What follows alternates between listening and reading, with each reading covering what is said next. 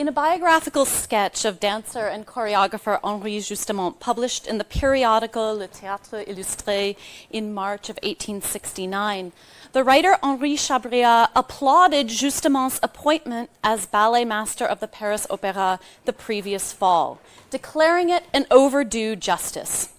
After all, Justamant had established a successful and wide-ranging career as a dancer, mime, ballet master, and choreographer at the major theaters of Bordeaux, Marseille, Lyon, and Brussels before coming to Paris, where he quickly garnered praise for his work at multiple boulevard theaters, the Porte Saint-Martin, the Gaîté, and the Variété. Chabriat went on to assert that Justamant's first efforts for the Opéra, most notably a new divertissement for the reprise production of Les Huguenots, proved he was up to the task of working for Paris's most elite lyric theater, and that his highly original dances created for the recent opéra premiere of Gounod's Faust had only further solidified the author's good opinion of his talent. In the coming months, Justamant would receive yet more critical acclaim for his new divertissements in reprise productions of Meyerbeer's Le Prophète and Donizetti's LaFavorite. But Chabriat's desire to see an original ballet pantomime by Justamant at the Opéra was not to be. In November of 1869, after only a one-year contract, Justamant submitted his resignation to Opéra director Émile Perrin. His reasons for leaving included a lucrative offer from London's Alhambra Theatre, his lack of opportunities to create new ballets for the Opéra, and his frustration that certain requests, such as starting a ballet class to improve the dancer's technique, had still not been granted. Despite his short tenure at the Opéra, Justamant's legacy is significant for scholars of French grand opera, particularly those examining dance, gesture, and staging, because he transcribed many of his choreographies into manuscript staging manuals, most of which have been preserved and are held at three discrete archives, the Théâtre Wissenschaftliche Sammlung at the University of Cologne, the New York Public Library, and the Bibliothèque Nationale in Paris, and all of the Parisian holdings have also been digitized on Gallica. Lucky us. In Justamant's distinctive notation system, dancers are drawn as stick figures with triangular torsos and bell-shaped skirts, or then in shorthand they'll appear as a small circle. Gender is differentiated not by the shape of the figure, but rather by the color of the ink. Male characters and their stage directions are in black ink, and female characters and their stage directions are in red. So just to give you an example of how this works, in this dance that Justamant created for an 1860 Brussels production of Herculanum, the female bacchantes appear first, and they're in red ink, and the male satyrs appear next, and they're in black ink. When you see the dotted lines, those lines trace the dancers' paths across the stage, and then the prose description below each illustration names the specific steps and stage actions to be performed. Then over in the right margin, it will indicate musical cues, and those numbers are how many measures of music will be used to execute each figure. In addition to formal dance steps, Justamant's notation system also includes indications for pantomime. So, for example, in Act 2 of the ballet Giselle, when Queen Myrtha summons her willy subjects, Justamant shows a stick figure, Myrtha, holding her rosemary branch scepter, followed by the direction she speaks, pointing to each side of the stage. And so actually we have a very nice setup here for that. And of course the dancer playing Myrtha would not speak with her voice, but rather would use pantomime gestures to deliver her lines. And unfortunately Justamant is not specific in giving any kind of diagrams of pantomime gestures, but a lot of these were very standard. So for example, one of them, just to take, so I am your queen, and so forth. It was a well-known vocabulary that's still somewhat in use today, though certainly not enough. Thanks to the clarity and detail of Justamant's notations, several dance scholars have successfully used his manuals to create reconstructions. First, Claudia Jeschke and Robert Atwood have recreated several dances from Justamant's 1859 ballet Quasimodo. Marion Smith and Doug Fullington have used Justamant's notations, for Giselle here, to advise the Pacific Northwest Ballet's historically informed 2011 production of Giselle. And most recently, for the 2015 Moving Meyerbeer Symposium that I believe was held here in Berne, Stephanie Schroeter advised the reconstruction of selected character dances that Justamant created for productions of Meyerbeer's Le Prophète and L'Étoile du Nord. Regarding character dance, I'd like to make one point. In that brief biography of Justamant that I referenced at the beginning of this paper, Henri Chabriat makes the bold claim that Justamant became the creator of what is called character dance. In other words, dance that is appropriate to its subject. And this is absolutely not true. Justamant did not invent character dance. But Justamant did cultivate the creation of dances that were carefully tailored to the characters who performed them, as well as to the geographical settings and dramatic contexts in which they were performed. And so Chabriat's assertion that Justamant became in this way the romantic, the realist of the art of choreography is a point well taken.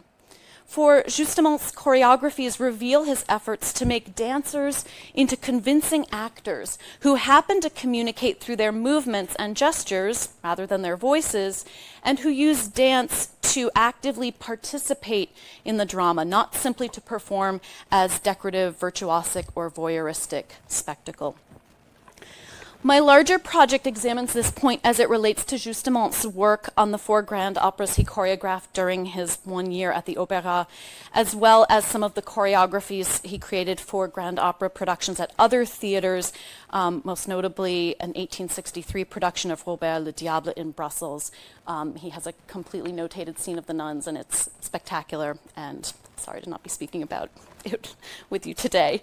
But today I will be focusing primarily on Justamant's choreography of the Act 2 bathing ballet for the 1868 Opéra revival of Les Huguenots. And then at the very end I'll offer some brief preliminary observations about his notation of the opening of Act 1, Tableau 2 in the 1869 Opéra revival of LaFavorite. So first, the notorious bathing ballet from Les Huguenots. A recurring theme in the Parisian press coverage of Justamant is his skill in using pantomime to enliven dance numbers. For example, one critic reviewing the Opéra's 1868 production of Les Huguenots wrote of the Act 3 divertissement, so Act 3, not Act 2, that, quote, "Then the ballet appeared and it was a real surprise. Instead of the classic and banal divertissement with which we are familiar, Mr. Justamant has composed a little scene aptly mimed and gracefully danced." End quote. And indeed, Justamant's notation for that particular divertissement includes several pantomime dialogues between the Roma dancers and travesty soldiers who want to dance with them, as well as a full-blown card scene featuring the principal danseuse as a fortune teller who predicts a most unfortunate future for the soldiers. And in this way, Justamant closely integrates the Act 3 ballet with themes from that Song-Rome bohémienne that precedes it. Justamant employs a similar approach in his choreography of the Act 2 bathing ballet, creating a charming pantomime scene that takes place during the orchestral introduction. This mimed introduction invests the dancers with some personality and humor, making them more active characters in the scene rather than just abstract, graceful, eroticized, voiceless bodies. And what follows is my suggested mapping of Justamant's stage action onto Meyerbeer's music. And for all the excerpts that you'll hear, I'm using the live recording of Les Huguenots made at the 2009 Bard Festival with the American Symphony Orchestra conducted by Leon Botstein. So at the beginning of this scene, and I apologize that the resolution is not great, 8 grandes baigneuses run on stage and stop on the riverbank. And we know from a cast list that Justamant includes in the manual that these grandes baigneuses were 4 coryphées and 4 members of the corps de ballet. And they'll be joined later on by 8 petites bagneuses, who were younger and presumably physically smaller dancers who had not yet been promoted to the corps. That riverbank pictured in Justamant's illustration would have been a praticable, or one of these three-dimensional set pieces that performers could climb up and stand on. And then beyond the riverbank are 4 bands of water, or large strips of cloth painted to look like water, and then some clusters of aquatic plants. In the right-hand margin, Justamant writes, "Introduction, harps." So we know that this action must have taken place during the first 3 measures of the piece. And since harp flourishes are a stock musical figure in opera and ballet music used to indicate the appearance of beautiful, exotic, and or supernatural women, Meyerbeer's opening measures are well suited indeed to the entrance of these bathers who, in their dresses and peignoirs of gauzy white tarlatan, bear a resemblance to common stage representations of nymphs, fairies, and odalisques. And so here is the entrance music for our 8 grandes bagneuses.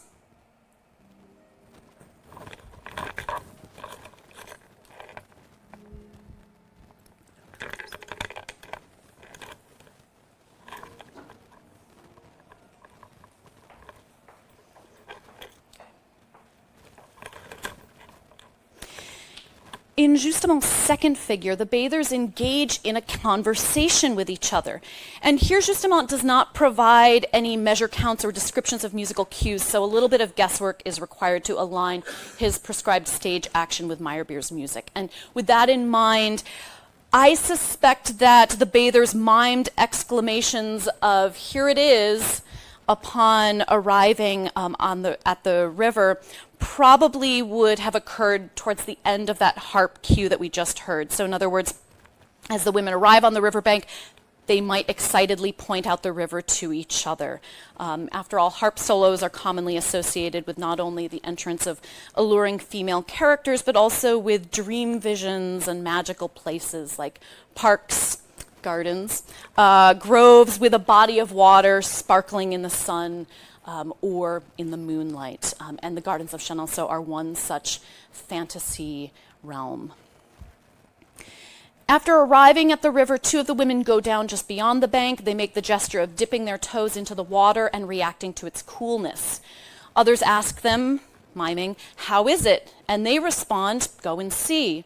So 2 or 3 of the curious women now take their turn to test the temperature of the water. And upon returning to the bank, they pronounce their verdict: "It is good."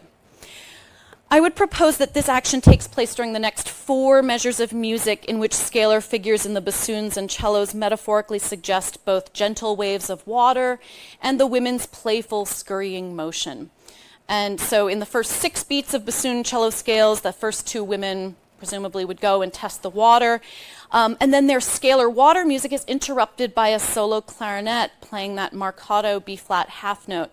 And since the timbre of the clarinet arguably best approximates that of a high female voice, this moment seems to be the most likely opportunity for the mimed speech of the women. Sure that normally 2 beats would not be long enough for a proper dialogue, but the clarinet's half note is marked tenuto, and perhaps with the conductor's direction, the player could easily hold this note even longer than usual to accommodate both the question of "how is it?" and then the response, the suggestion of "you go there and see." And so here's that cue.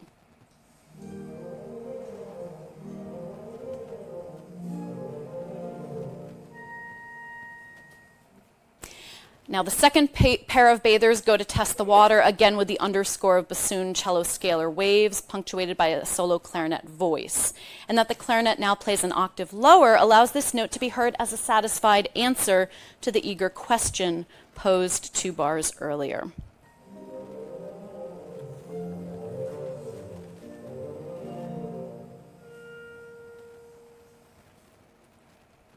In Justamant's third figure, the bathers remove their peignoirs and deposit them backstage in the wings. According to his indication in the right margin, this marks the end of the orchestral introduction, and then the women return to the riverbank in time for the start of the chorus. Most likely then the bathers' disrobing and exit would correspond to the following cadential passage for the strings. And in this context, the first violin's languorous, metaphorically falling melodic gesture might be heard as analogous to the women's feelings of peace and relaxation, as well as the physical movement of shrugging off their peignoirs and letting the sheer fabric slip down their shoulders and backs.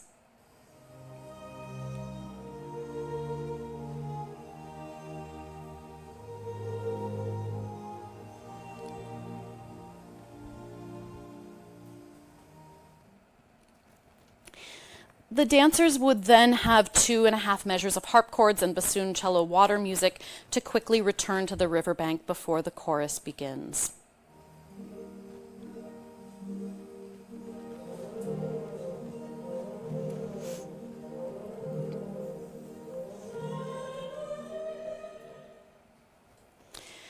In addition to his use of pantomime, Justamant's choreography of the bathing ballet is notable for how he uses formal dance steps to emulate natural physical movements appropriate to the dramatic situation.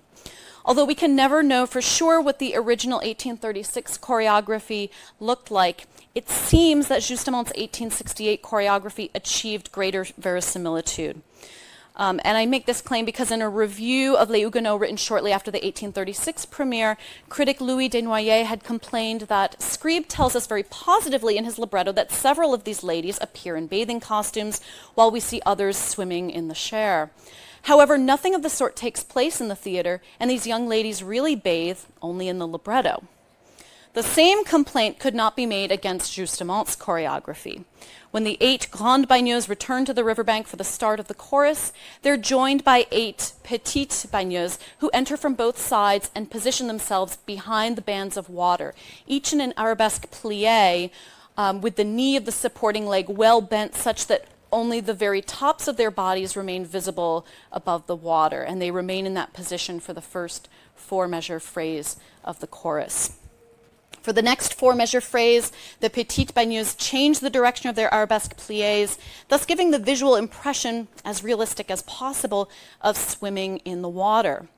Meanwhile, the remaining 8 bathers on the riverbank place themselves into 2 diagonal lines fanning out from the riverbank, and they gesture towards the bathers in the water, overtly directing the audience's attention to the very sight of their companions swimming in the river. In my remaining minute, I'd like to just turn very briefly to Justamant's manual for the 1869 Opéra revival of Donizetti's LaFavorite, specifically to his illustration and description of the opening mise en scène of Act 1, Tableau 2. And here Justamant's manual reinforces an important point that's been made by Arnold Jakobshagen, namely that the staging of French grand opera was not fixed in perpetuity by published livrets de mise en scène, but rather that staging practices were fluid and responsive to changing priorities over the course of the century.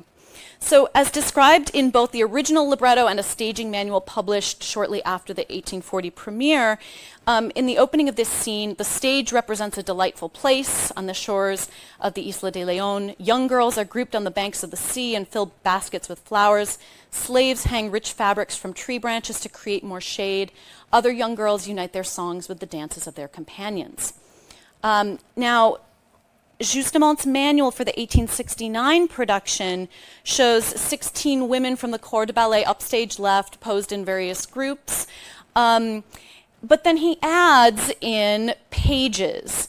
And these are male characters, and so they're in black ink. However, they were performed by female dancers en travesti. One page holds a parasol over Inez, another pretends to play a mandolin, and others are grouped upstage on the lookout for the protagonist, Fernand, who's traveling to the island for a romantic rendezvous. This addition of pages who are not mentioned in the libretto or earlier staging manual might imply a reference to Urbain from Les Huguenots. However, I would argue that these pages, particularly the one playing a mandolin, reflect a borrowing of scenic elements from Act 2, Tableau 2 of Don Carlos, in which Princess Eboli and her ladies-in-waiting entertain themselves outside the monastery of San Yuste. Eboli is attended by her page Thibaut, who sings that the pine trees open their parasols to offer her shade. And prior to the start of the veil song, Eboli orders Thibaut to take up a mandolin and accompany accompany her. And additionally, Verdi's Disposizione Scenica for the 1867 version of Don Carlos includes 4 pages who set down cushions for the ladies to sit on. Now, the stage design of the 1869 LaFavorite may have been updated to look more like Don Carlos for artistic reasons, to draw an intertextual relationship between these 2 corresponding scenes for the female ensemble in 2 operas with Spanish settings. Or it could have been an attempt to capitalize on a scene type that had recently proven effective among opera audiences, because although Don Carlos itself was not particularly successful, Eboli's Veil Song was a popular highlight that was encored by audiences. And there's also the likelihood of more prurient interests, since as has been well documented by Mary Beth Clark and others, pages and similar travesty roles were considered erotically stimulating, in part because the costumes with their tight-fitted pants and jackets allowed heterosexual male audience members to more fully see the shapes of these women's bodies. So to conclude, clearly there's still much work to be done to further investigate Justamant's choreographic manuals and their implications for mid-century staging practices, as well as the relationships that they illuminate between music, gesture, and affect.